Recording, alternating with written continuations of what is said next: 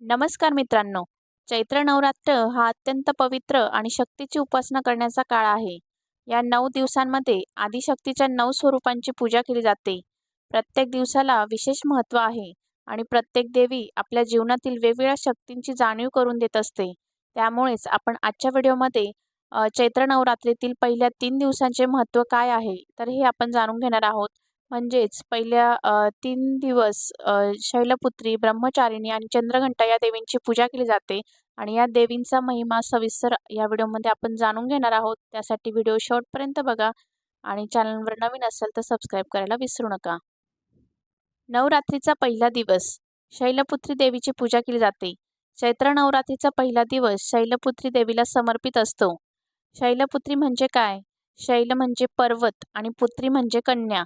ही देवी म्हणजे पर्वतराज हिमालयाची कन्या म्हणजे पार्वतीचे पहिले रूप.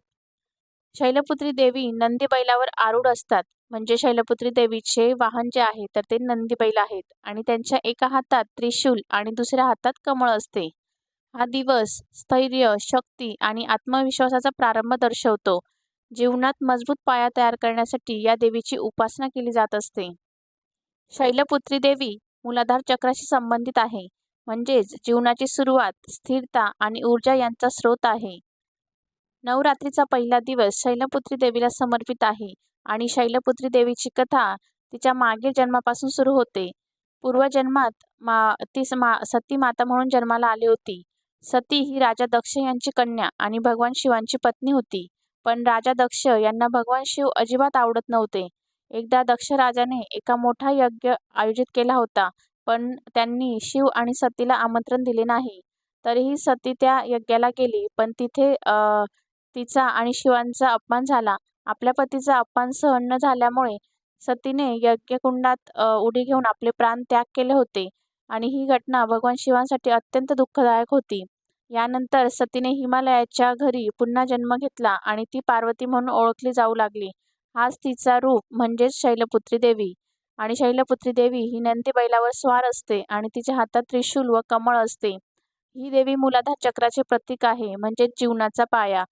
जसे पर्वत मजबूत असतो तसेच आपल्याही जीवनात ठाम राहायला शिकवते.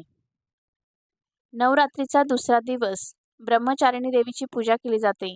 दुसऱ्या दिवशी पूजली जाते ती ब्रह्मचारिणी देवी. ब्रह्म म्हणजे तप आणि चारिणी म्हणजे आचरण करणारी. ही देवी म्हणजे कठोर तपश्चर्या करणारी शक्ती. देवीच्या एका हातात जपमाळ आणि दुसऱ्या हातात कमंडलू असतो. हा दिवस म्हणजेच नवरात्रीचा दुसरा दिवस आपल्याला धैर्य, संयम आणि साधनेचे महत्त्व शिकवत असतो. जीवनामध्ये यश मिळवण्यासाठी तप, कष्ट आणि निष्ठा आवश्यक आहेत. ही देवी स्वाधिष्ठान चक्राशी संबंधित आहे. हे चक्र आपल्या भावनांवर आणि सर्जनशीलतेवर नियंत्रण ठेवत असते.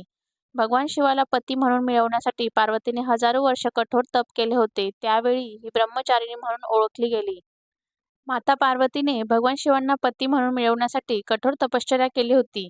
तिने हजारो वर्ष तप केले. सुरुवातीला फळे खाल्ली, नंतर पाणी खाल्ली आणि शेवटी अन्न-पाणी पूर्णपणे सोडून दिले. तिच्या या कठोर साधनेमुळे तिला ब्रह्मचारिणी असे नाव मिळाले. ब्रह्म म्हणजे तप आणि चारिणी म्हणजे आचरण करणारी.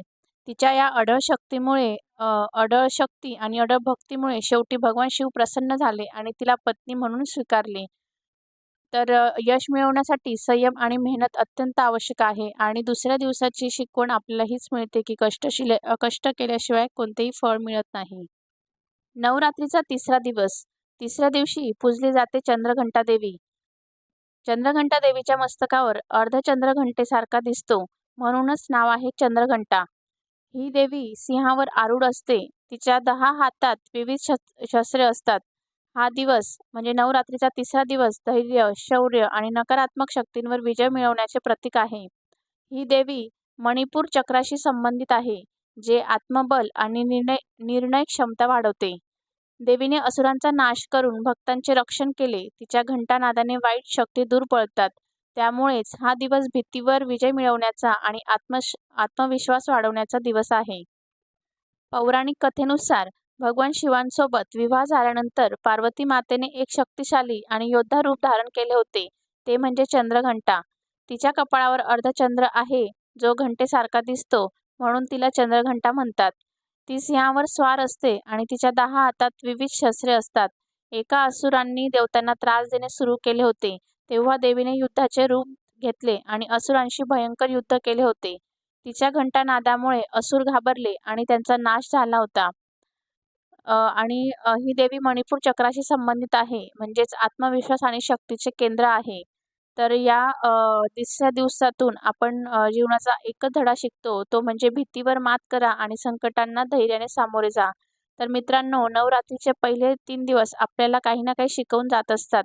म्हणजे शैलपुत्री देवी ही स्थिरता आणि नवीन दिवसाची सुरुवात आहे. तर ब्रह्मचारिणी संयम आणि तपश्चर्या. चंद्रघंटा देवी ही धैर्य आणि आत्मविश्वासाची देवी आहे. जर आपण हे 3 गुण आपल्या जीवनात आणले तर कोणतीही अडचण आपण सहज पार करू शकतो. तर या व्हिडिओमध्ये आपण चैत्र नवरात्रीच्या 3 दिवसांचे महत्त्व जाणून घेतलेले आहे. तर हा व्हिडिओ तुम्हाला कसा वाटला मला कमेंट करून नक्की सांगा. व्हिडिओ आवडला असेल तर लाईक करा, चॅनलला सबस्क्राईब करा, बेल आयकॉन दाबायला बिलकुलही विसरू नका आणि कमेंटमध्ये नक्की लिहा जय माता दी. धन्यवाद.